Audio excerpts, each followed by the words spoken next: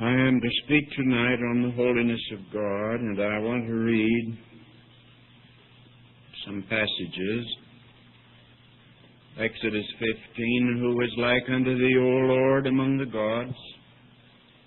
Who is like unto thee, glorious in holiness? Job 15, behold, he putteth no trust in his saints, yea, the heavens are not clean in his sight. Job 25, behold, even to the moon, and it shineth not, yea, the stars are not pure in his sight. How much less man that is a worm, and the Son of Man which is a worm. Psalm 22, but thou art holy, O thou that inhabitest the praises of Israel. Proverbs 9:10, the fear of the Lord is the beginning of wisdom, and the knowledge of the holy is understanding. Isaiah 6:3, one cried unto another and said, Holy, holy, holy is the Lord of hosts.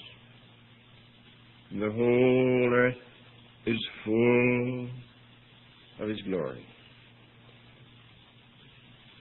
They say that when Leonardo da Vinci painted his famous Last Supper, that he had little difficulty with any of it except the faces. Then he painted the faces in without too much trouble, except one. He did not feel himself worthy to paint the face of Jesus. He held off and kept holding off,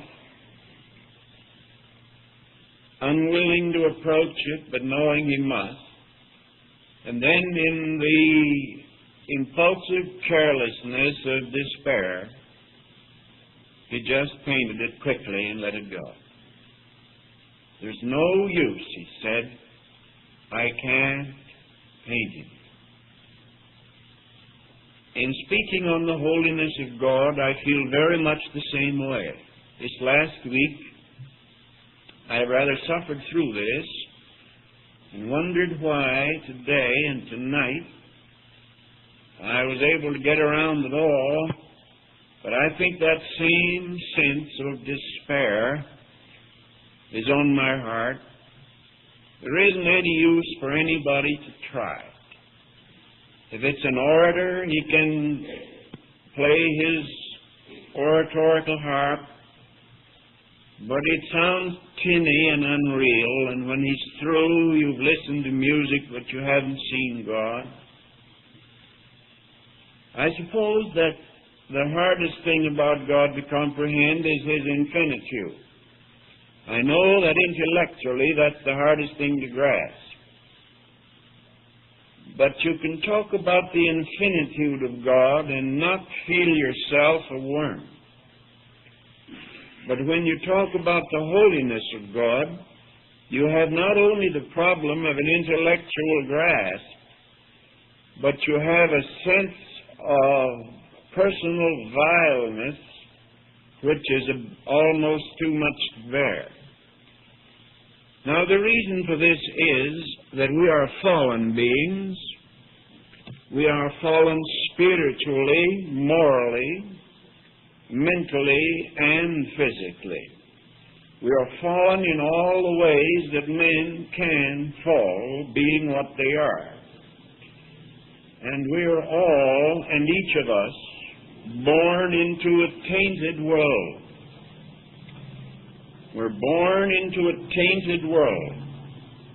And we learn impurity from our cradles. We nurse it in with our mother's milk. We breathe it in the very air. Our education deepens it, and our experience confirms it. Evil, impurities everywhere. And everything is dirty. Even our whitest white is dingy gray.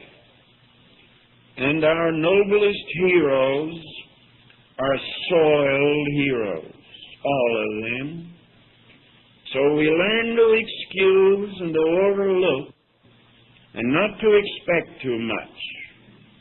We don't expect all truth from our teachers. And we don't expect all faithfulness from our politicians. And we quickly forgive them when they lie to us and vote for them again.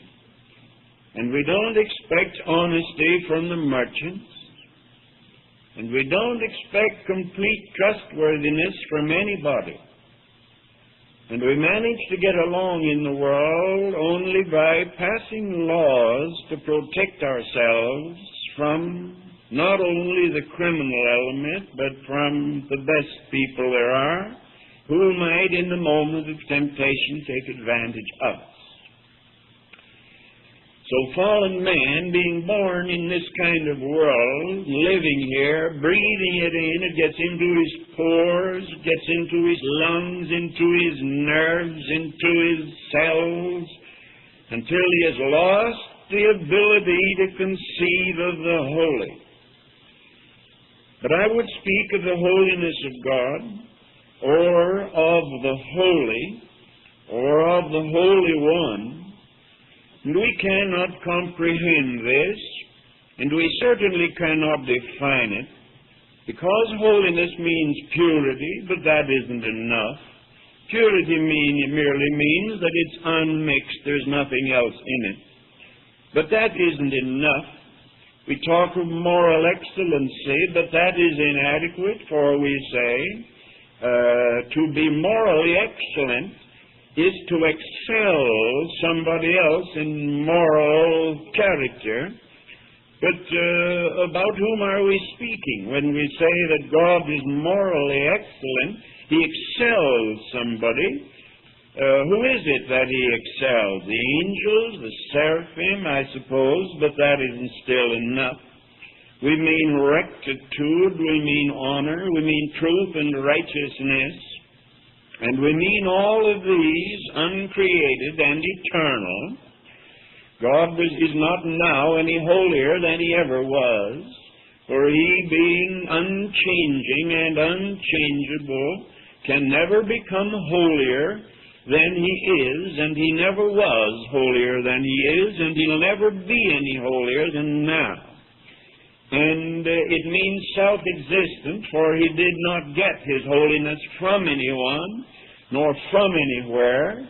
He did not go off into some vast, infinitely distant realm and there absorb His holiness, but He is Himself the holiness. He is the holy.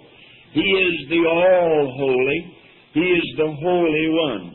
He is holiness itself, beyond the power of thought to grasp or of word to express, beyond the power of all praise. Now, language can't express the holy, so God resorts to association and suggestion.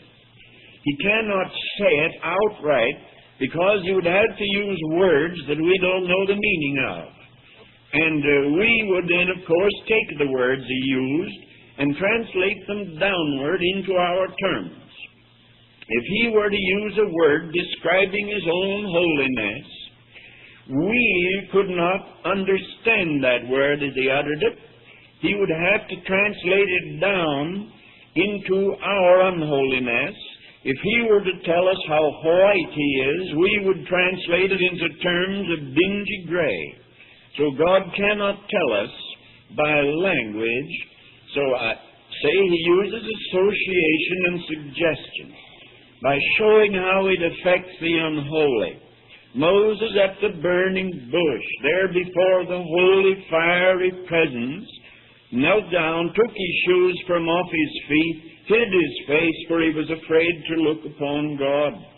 Then here is this 19th chapter of Exodus later, where Moses, the Lord said unto him, Lo, I come unto thee in a thick cloud, that the people may hear when I speak with thee, and believe thee forever. And the Lord said to Moses, Go unto the people, and sanctify them today and tomorrow. Let them wash their clothes, and be ready against the third day. For the third day the Lord will come down in the sight of the people, and thou shalt set bounds unto the people, round about, saying, Take heed to yourselves, that ye go not up into the mount, or touch the border of it. Whosoever toucheth the mount shall be surely put to death. there shall not a hand touch it, but he shall surely be stoned or shot through. Whether it be a beast or man, it shall not live. When the trumpet soundeth long, they shall come up to the mount. Moses went down, sanctified the people. You see, he did the best he could. He went down and tried to whiten up a little their dingy gray. And it came to pass on the third day in the morning that there were thunders and lightnings and a thick cloud upon the mount, and the voice of the trumpet exceeding loud, so that all the people trembled. Moses brought forth the people out of the camp to meet with God, and they stood at another part of the mount. Mount Sinai was altogether on a smoke, because the Lord descended upon it in fire. And the smoke thereof ascended as the smoke of a furnace, and the whole mount quaked greatly. And the voice of the trumpet sounded long and waxed louder and louder. Moses answered God, spake, and God answered him by a voice, and the Lord came down upon Mount Sinai on the top of the mount. And the Lord called Moses up to the top of the mount, and Moses went up, and the Lord said unto Moses, Go down, charge the people, lest they break through unto the Lord to gaze, and many of them perish. Now there was an effort on the part of God. All this trumpet, the sound of the trumpet and the voice of words and the fire and the smoke and the shaking of the mount, it was an effort for God to say, by suggestion and association, what he couldn't say in words. Now, there are two words for holy. There are more than two, but there are particularly two words for holy in the Old Bible, in the Hebrew Bible. And one word is used almost exclusively of God the Holy One. Rarely used ever of anything or person except God the Holy One. In that passage in Proverbs 9:10, the knowledge of the holy that I read in your hearing, where it says, the fear of the Lord is the beginning of wisdom, and the knowledge of the holy is understanding. This intrigued me. In fact, the book that I'm going to write on the attributes of God, devotionally considered, is to be called The Knowledge of the Holy. Well, I have been greatly fascinated by this, that it should occur in our Bible that this word, that we should have it in the abstract, the holy, rather than the Holy One. And yet, the Jewish Bible says the knowledge of the Holy One, and in 33 of Proverbs, that is 30th chapter, 3rd verse, where it uses also the knowledge of the holy, it says the knowledge of the Holy One, or the All-Holy. And though the King James translators called this the knowledge of the holy, they used exactly the same word more than 40 times and translated it the Holy One, the Holy One of Israel. So obviously this is God. And yet there is a vagueness enough about it that the translators felt free to put this into an abstraction, to make it abstract and call it the Holy. Now there's another word, and that's not used of God very often. I think it is not as high a word. It is used of created things often. It is something that, so to speak, is holy by contact or association with this other holy. That is, we hear of holy ground, and when it says this is holy ground, or holy Sabbath, or holy city, or holy habitation, or holy people, or holy works, or holy arm, it's not the same awesome, awful word that he uses when he says the holy, or the Holy One. Now in the New Testament, and I have not read from the New Testament tonight, but in the New Testament, we have a word, of course, is the Greek word, and we talk there about God being holy. Be ye holy, for I am holy. And I notice one thing about that Greek word. It is that a definition of it is awful thing. Now think of that. Take and set that word thing in capital letters, the awful thing. That's one meaning of the word holy, the Holy One. Now, let's talk a little about the Holy One and His creatures.